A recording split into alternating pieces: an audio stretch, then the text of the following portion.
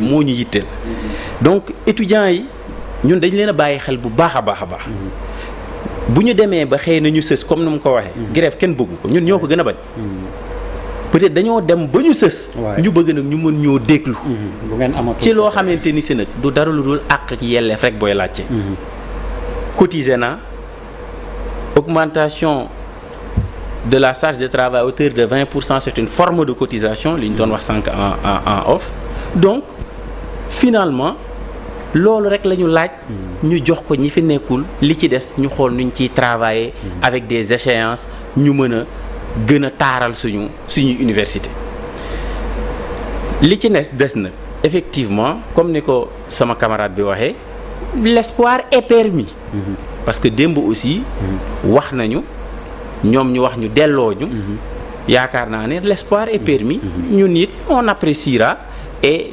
xëy na balaa boobu sax du ñàkk ñoom ñu woote pour que mbir yi daal di sotti et kii ñu dem ci li nga xam ne moo gën a am solo xëy na par rapport à question bi nga wax comme waxtu wi dañoo xoj xam nga le suicide boo demee Durkheim bind na ci tout un ouvrage Émile Durkheim le suicide me considérer ko comme étant un fait social et benn caractéristique rek laa ciy joxe bien vrai que je ne suis plus dans la sociologie mooy la fréquence ou la régularité c'est vrai qu'on s'en inquiète ci suñu réew yi tey parce que wax nga ko sànq boo jëlee taux bi daanaka sax ñun dépassé nañu un peu exactement moom le taux mondial donc c'est devenu extrêmement préoccupant et chez nous quand même mbir la boo xamante ni si laaj na ab taxaw seetlu et récemment communauté universitaire bi daal na ren parce qu'il y a exactement boo xoolee Durkheim tamit ku def tentative c'est ça boo xoolee Durkheim bi mu koy expliquer dafa indi benn concept d'anomie anomie mooy day créer benn désorganisation sociale mooy am boo xam ne li koy waral li koy causer mooy absence de normes communes boo xoolee yaa benn genre relâchement ou affaissement justement des normes te le passage aujourd'hui de la notion de communauté communauté nga xam ni y a véritablement benn contrôle social benn forme de solidarité bu koy accompagner tey ñu nekk véritablement dans la société et que société bi malheureusement li koy accompagner rawatina suñu société yi parce que on est dans une phase de transition on sort de la tradition on va vers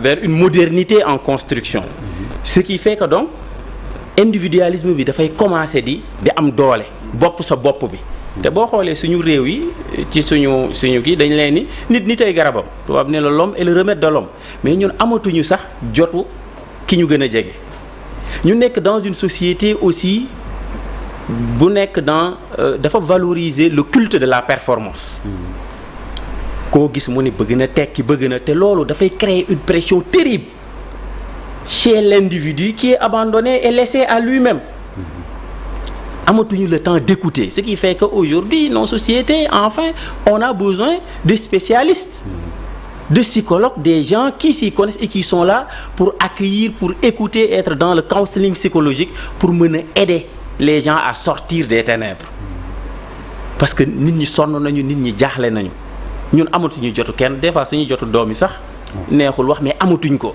ce qui fait que donc finalement qui doit aider les gens qui sont dans le stress dans la détresse ñu nekk ci stress permanent boo xoolee ñun ñëpp on est des névrosés pour parler un peu comme Freud ñun ñëpp donc yegg nañ foo xam ne il faut ñu taxaw ju seetlu parce que dafa am ay cassures dans nos sociétés jëlal benn exemple rek ce qu'on appelle la famille nucléaire aujourd'hui tey mon ami Aliou amaana bu amee soxna moom la soxna si ak doomam yi rek ca biir kër ga ce qui fait que dafa am benn bouclier humain boo xamante ni si nekkatu fa parce que la famille élargie da doon am solo bu baax mais tey jii tey amatuñu loolu boo gestoo daanaka gisatoo kenn ku nekk ngi daw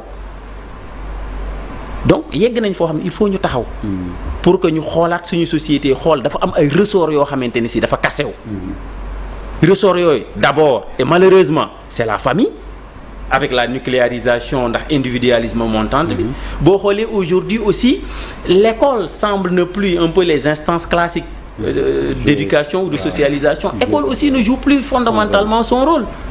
boo xoolee la mosquée, l'église aussi, est-ce que kenn ko ci ne li mu war a indi pour ñu war a mën a tabax nit ki nga xamante ni si dina trouver l'équilibre.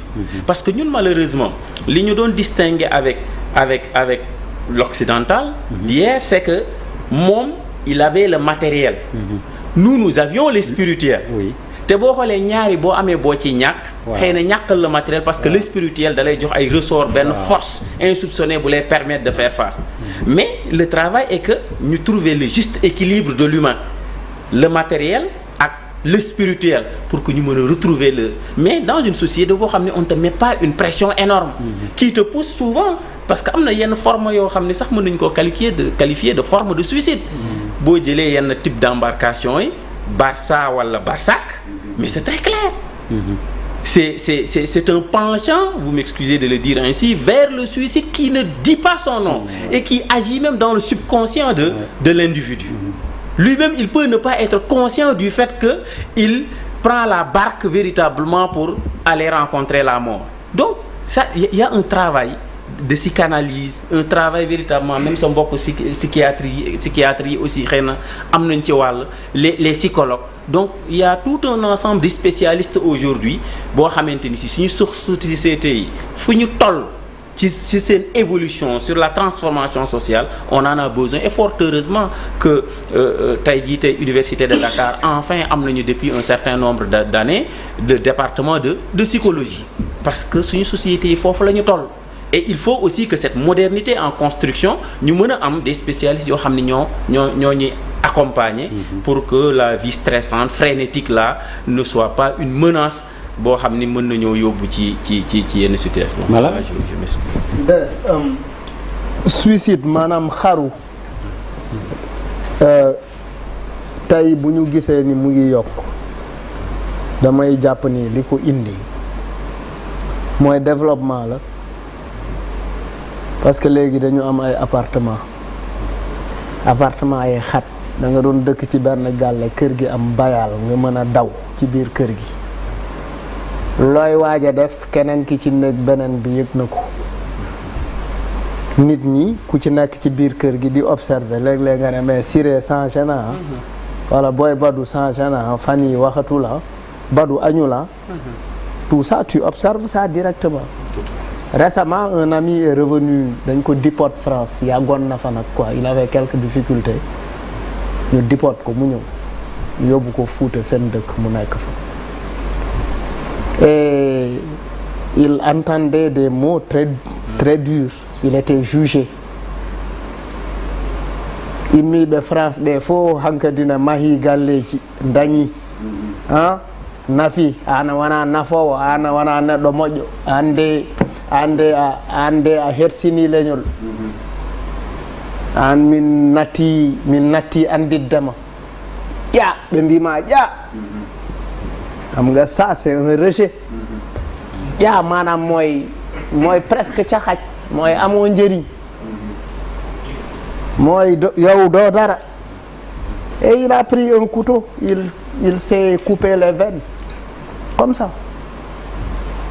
Un ami à moi yàlla na ko yàlla yërëm moment bi gars yi di daw si di ko sauver fekk weesu na xam donc on a et puis dafa am loo wax le rapport à la réussite est très sévère.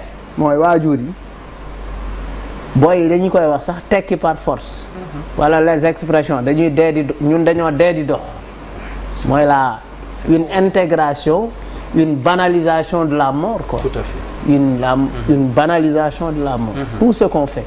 Même aujourd'hui, les nouvelles drogues yi am tey les drogues de synthèse là.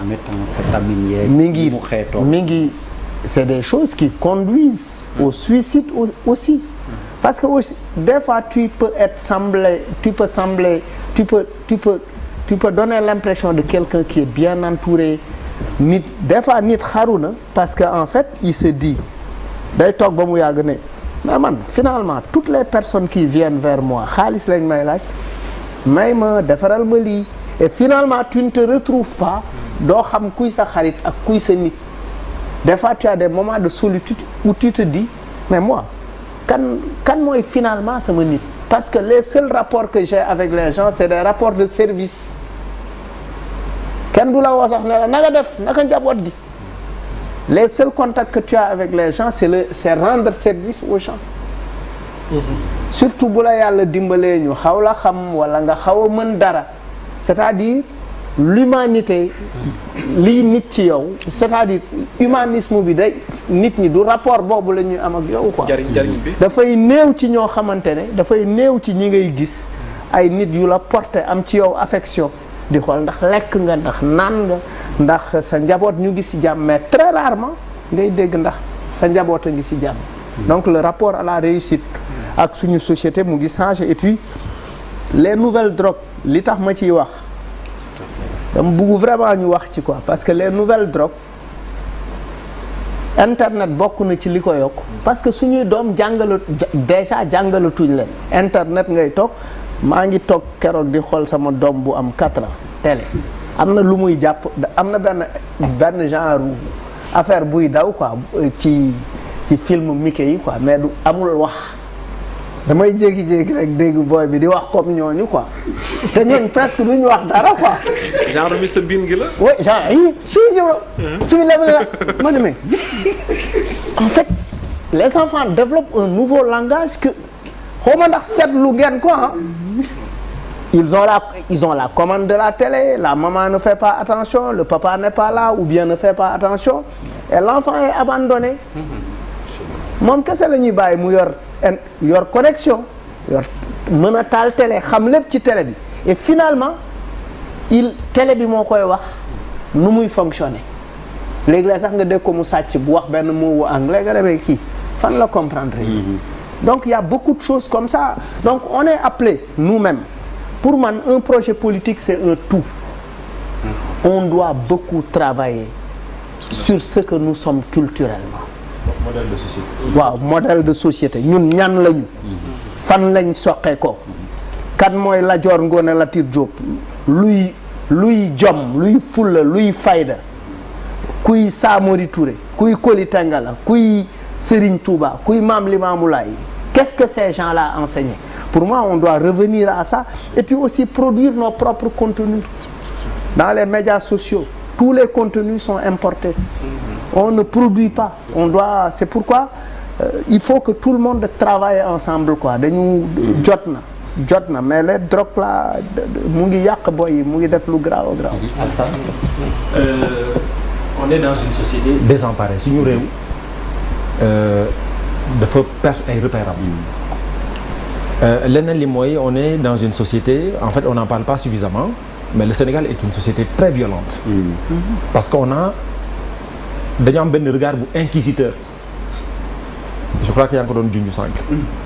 Le regard de la société sénégalaise est inquisiteur maanaam du la may benn possibilité su nekkee da nga nekk par exemple en situation de vulnérabilité. moo tax boo jógee ci stade de désespoir dugg ci stade de désespérance rek loolu foofu doomu aadama nekkatu fa. te tant que nit mi ngi nekk ci désespoir mën nga ko rattraper mais une fois que nga franchir le palier de la désespérance rek loolu nit nekkatu fa et donc loolu c'est propice finalement au suicide.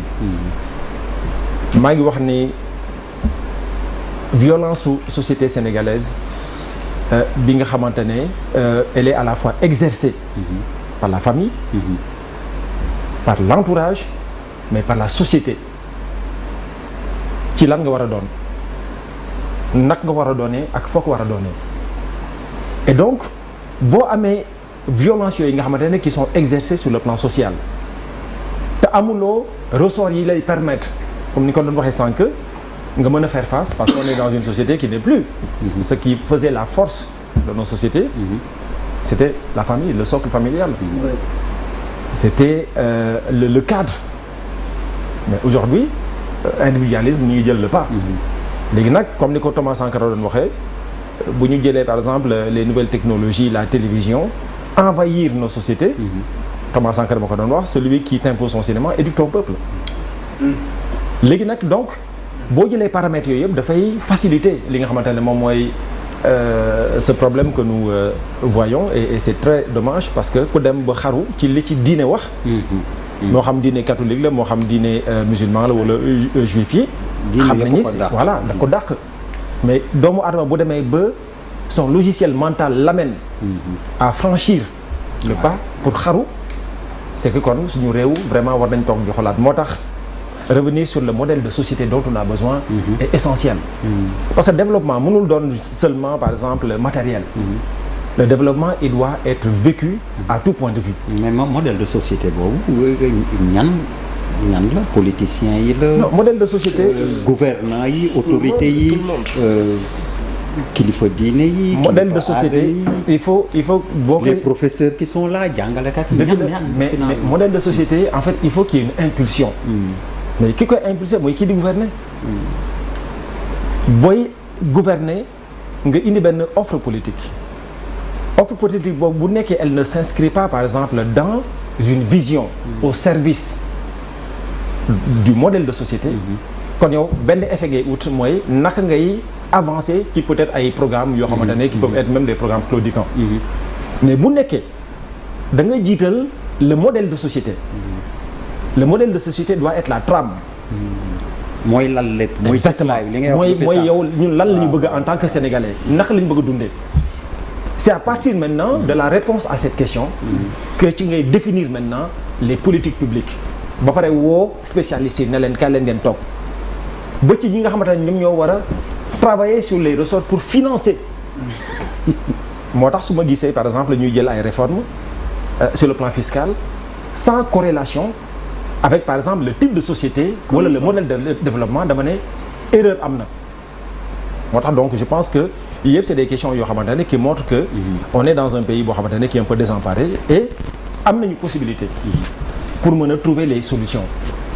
mais il faut que ces solutions soient impulsées wala en tout cas les débats soient impulsés par les gouvernants de manière à ce que ñëpp ñi nga xamante ne ay borom xam-xam lañu sociologues yeeg médecins yeeg spécialistes en tout genre ñu mën a toog autour d'une table définir li nga xamante ne mooy war a mën a permettre société sénégalaise mu dem de la. Amadou Deme. waaw je pense que ñun ñëpp dañ ko constaté donc Tine wax na ko léegi donc am na ay standards yoo xam ne ñun daanaka sax dépassé nañ ko ñu ngi ci presque 10% fi nekk nii. mbir mi dafa am pudeur bu ci ne waruñ ko waxtaanee am na ñoo xam ne dañuy yaakaar ne waruñ ko waxtaanee man li ma jàpp mooy ñun dañoo dundinu nasaraan Malal wax na ko léegi développement moo koy andi ku nekk am sa appartement mu am un repli. donc boo xam ne da nga koy def mu am rupture boo xam ne dafay am ak say proche say xarit sa famille. donc individuel kii bi ñëw mbirum individualisme donc mbirum individualisme bi ñëw crise économique bi aidant bopp sa bopp bi dafay feeñ. beneen bi mooy wax na ko léegi nous avons une société violente pas au sens physique du terme. psychologique. waaw bien que nag Sénégal donc ci événement Sénégal Mauritanie war na nekk le Sénégalais peut être violent. li xew 2021 war na nekk le Sénégalais peut être violent. mais bii violence donc psychologique la. wax nga ko léegi da nga dans une famille donc votre ami la bi nga xam ne dafa xaru. yàlla na ko yàlla xaaree jëna. da nga ne dans une famille sama benn xarit daf koy wax léeg-léeg moom di kaf et c'est profond dafa ne taaw bu tekkiwul ci kër mooy caat nee na caat bu tekki mooy taaw ci kër. dëgg la. boo dee taaw goroo yettoo caat bi di liggéey di dagg boobu ngàcce yi yow bu ñu may sa rakk boo def ndànk da nga yow fut rek lu xew nga gis bâche ñu ne la waaye dof bi ñooy maye diw fekk caat bi moom mooy maye. c'est la famille sénégalaise qui est comme ça maintenant dafa am violence. gis nga koor gi ñu dëgmal yàlla nañ ci yàlla dugal bismillah rahmaan rahim ni ciy jàmm yàlla na ko ranam am na ñoo xam ne malal tey nelawtuñ parce que pression bi ñu am ci koor gi surtout jigéen ñi sëy mënoo ko imaginer. dëgg la. am nga wujju boo xam ne yàlla jox na ko teranga wujju peccor ko yow amoo teranga boobu moom mu def teranga ci goro yi xew bu am ñu koy riitil yow nga mel ni sëyloo ci kër gi c'est une forme de pression morale. gis nga tabaski bi ñu jëm Maroc mais bu ñu demee ba roi bi. mais grand dooguma la ñun ñii déjà bu ko yow sax xam naa commencé nga recevoir pression dañ lay forcer jënd ay kaas yu bees. te ay kaas am na kër ga. non man moom yàlla ma suturaal man soxna si moom amul problème boobu moom vraiment. ay kaas ak ay capteurs yu bees yoo xamante ne amul benn njëriñ. vraiment moom elle n'est pas dans ces détails là. ah non mais gis nga Maroc mais c'est pas pour rien. buur bi toog décrété. wàccee nit ñi rem xar tudd. mais malal Sénégal tabaski dama juum. màggal pression la. gis nga xale bi ren Pikine. mais kañ ko tuumaal ñu ko jàppee Touba. mais peut-être màggal la. am na koo xam ne collègue am la nekkal ci kii de transfert xam nga d'argent di ngénte pression bi jàpp ko mu fekk collègue am ren ko jël xaalis bi. dëgg la. gàmmu yi doog a ñëw. tabaski dal sa kaw.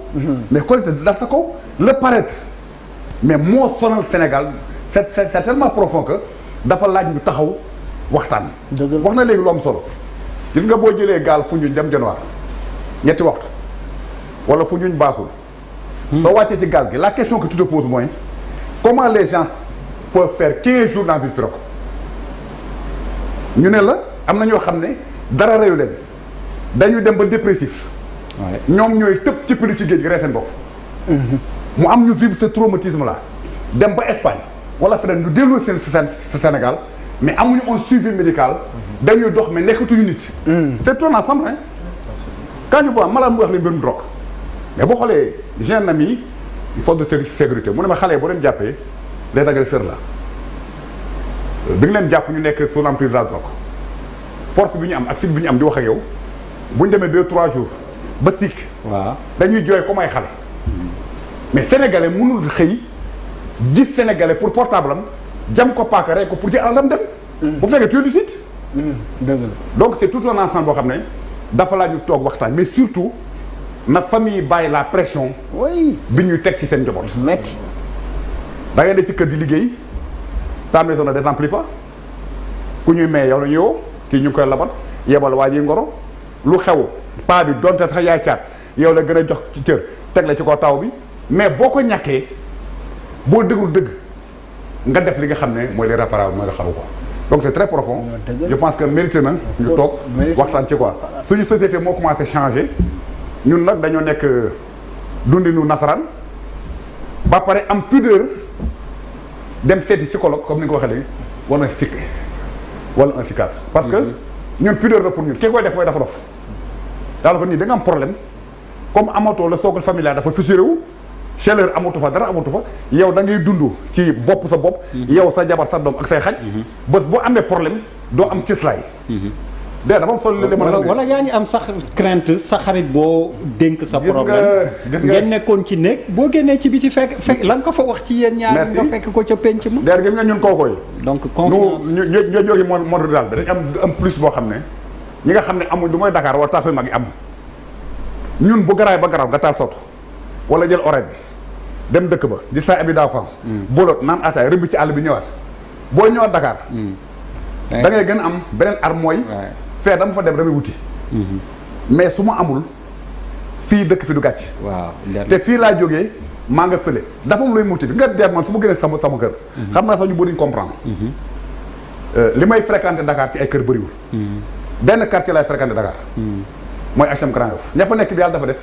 ñoo bokk dëkk maa ngi ñoom ñu ko woowee sax ñun xam nga la cité Saloum cité Saloum waaw gis nga su ma demee deer ba naan ataay nga boo rombee fi Auchan ne woon jàdd mooy tali karo bi 2 heures temps yi may toogee samay xale dëkk su ma ñibbee daf may def du bien parce que je suis entouré des miens sa xarit yi nga xam ne alal taxul dëgg la dara taxul maa ngi ñoom ñoo bokk fañ jógee te bu Dakar tàkkee ñu dellu fañ jógee dafa am solo quoi kii da xam nga sookul boobu moo fissuré wu donc xaritoo ñu ci bëri dëggatul ni ko ma la di waxee bu ñu la wooyee mooy problème a tax des amis d'enfance bi tu les vois plus ña nga dugg leen léegi góor mi di sa too leen donc ba pare crise bi aussi bopp sa bopp tu vois pas ton enfant grandir mutation yi am ci sa doom doo ko seen beneen bi ñun suñu bàyyi daan tëj bunti kër gi 11 heures moom jàpp na tëj na kër gi dootoo génn tey da ngay tëj sa kër à 11 heures mu wóor ne yaa ngi sa néeg déggul sa bunti kër tijjee ko sa doom mu ngi ci biir néegam nga jàpp ne sa doom ci biir kër yi fekk sa doom ci mbedd mi. oui parce que mu ngay portable am. oui mu ngi discuter ak ku ne ci mbedd mi.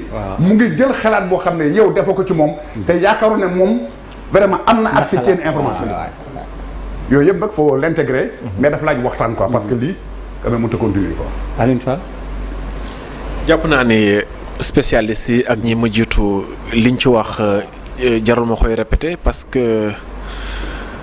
Voilà, on est dans une société en transition. Je pense que nous sommes de la génération qui a eu quand même la chance fekk tuuti dama koy faral di wax ñun dund nañ sans internet. tey jii nii suñu doom yi bu leen laajoon bu ñu laajoon. mais avant internet qu'est-ce qu'il y avait? Ils ont du mal à capter ban façon société lañ amoon. Et pourtant il n'y avait aucun problème. tey jii mënoon naa jug seeti malal te soxlawul ma koy woo. Parce que même technologie dafa tax ñu am benn rapport très rapide par rapport au temps ce qui fait que maa ngi naan kii su ma ko woowul su ma demee mën naa ko fa bañ a fekk donc bu ñu koy intégrer sur une façon de voir dafay conditionner également ni ñuy dundee man damay faral di wax ni à un moment on n'est pas en train peut-être après lañ koy xam mais ni ñuy dundee nii ban njeexital lay am après parce que pour man le pire reste à venir pourquoi je le dis parce que da ngay xool. lépp dañ ko organiser autour de njariñ mooy toi avec tes copains par exemple ku mel ni man da ngay évoluer ginnaaw raay ba màgg dem université tu as fait toute la banlieue tu as des amis yi nga xam ne boo fa demee di fa doxaat c'est comme un pèlerinage des fois yow da ngay bëgg nit ñi di la xool sans tenir compte ci li nga am wala ci li nga doon soit ñenn ñi amaana peut-être aspect njariñ bi la ñuy gën a gis mais am na ñenn ñi nga xam ni peut-être seen situation demeewul noonu donc buñ la xoolee ci ñuy jàpp ni tu as semblant de réussite ça peut être pour eux le reflet de leur échec ce qui fait que des fois sax yow nit ñi mën nañ ci dawante yow doo comprendre fekk ni mën nga ne diw maa ngi ñëw sa kër muy la bon dafa am fu may dem tu comprends pas mais boo évaluer di nga xam ni dafa am lu ko waral léegi li ci des mooy da ngay gis actuellement njariñ googu day tax damay xëy liggéey sama soxna xëy liggéey l'enfant ñu bàyyi ko kenn ci kër ga kooku day togg pour xale bi may ko jàmm daf koy jël teg ko ci kanamu télé bi.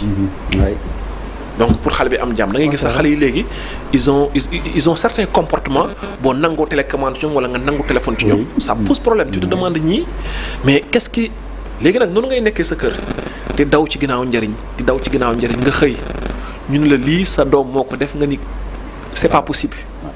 mënu ko def léegi nag je pense que y a une problématique importante qu'on doit adresser dans ce pays c'est la santé mentale mooy chaque fois dañuy jàpp ni ci moowu dof ni ko Malal doon waxee boobaag léegi def na ay at dañuy jàpp ni mooy ki yanu dàllam wala ki nga xam ni ci nu mu solo dafa xaw doy waar alors que da ngay gis nit ñi li ñuy togg seen xol yi ak li ñuy dund ñoom rek ñoom ñoo koy xam boo dundee ci benn environnement bu mel ni où da ngay isolé wu par exemple ñu nañ jël contexte université Gaston Berger cas de suicide bi fa amoon temps yooyu noonu boo xamee UGB nañ daan dundee tu te demandes quelque chose est en train de changer. Exactement. Parce que c'est des situations yi nga xam ne mënul woon am y a de cela quelques années mais nit ki tant que am na lu koy wéttali li nga xam ne daf koy jox un semblant de lien entre moom et le reste du monde day nax boppam parce que quelque part dafay recroqueviller. Moi je pense que les gens doivent faire beaucoup plus de sensibilisation sur la santé mentale et puis au-delà